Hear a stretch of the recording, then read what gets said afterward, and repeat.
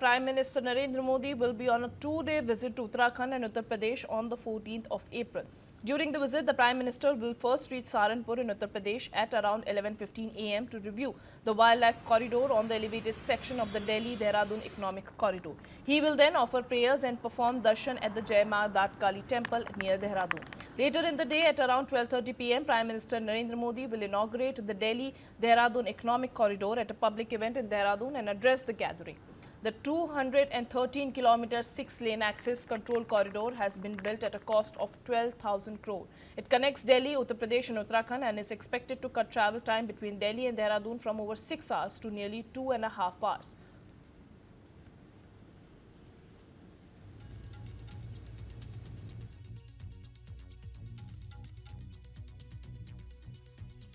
दिल्ली देहरादून जो हमारी ये परियोजना है,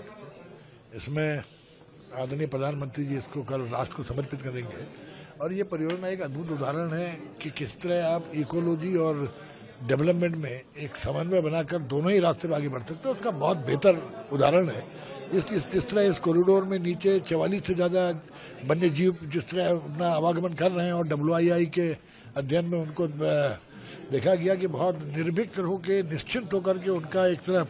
उनका उस वन्य क्षेत्रों में जो कि शिवालिक और राजा जी की सीमाओं में उनका चलना और दूसरी तरफ एक ऐसे परियोजना बनना जो मिनिमम 100 किलोमीटर स्पीड पे जिसको डिजाइन किया गया हो और जिसने 6 घंटे की दूरी को 2.5 घंटे में करने का काम किया हो, जिससे उत्तराखंड राज्य की हर क्षेत्र में, चाहे वो औद्योगिक क्षेत्रों में उनका उत्पादन को मार्केट देना हो या रॉ मटेरियल लाना हो या हमारे छोटे फुटकर विक्रेताओं को सामान लाना हो, बेचना हो, इसके साथ साथ यात्रियों के लिए भी जो 2.5 घंटे के अंदर देहरादून पहुंचना, ये एक यहाँ की आर्थिकी में मैं समझता हूँ बहुत बड़ा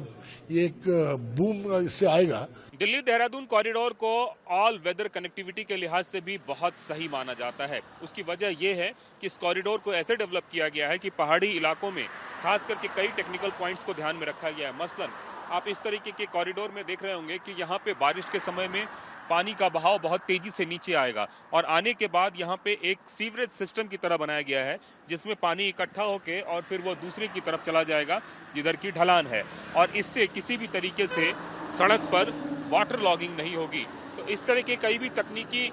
विशेषताओं से लैस है ये दिल्ली देहरादून हाईवे और जिसकी आने वाले दिनों में एक तरीके से कह सकते हैं कि दिल्ली के लोगों के लिए भी और देहरादून के लोगों के लिए भी मील का पत्थर है ये पूरी की पूरा कॉरिडोर।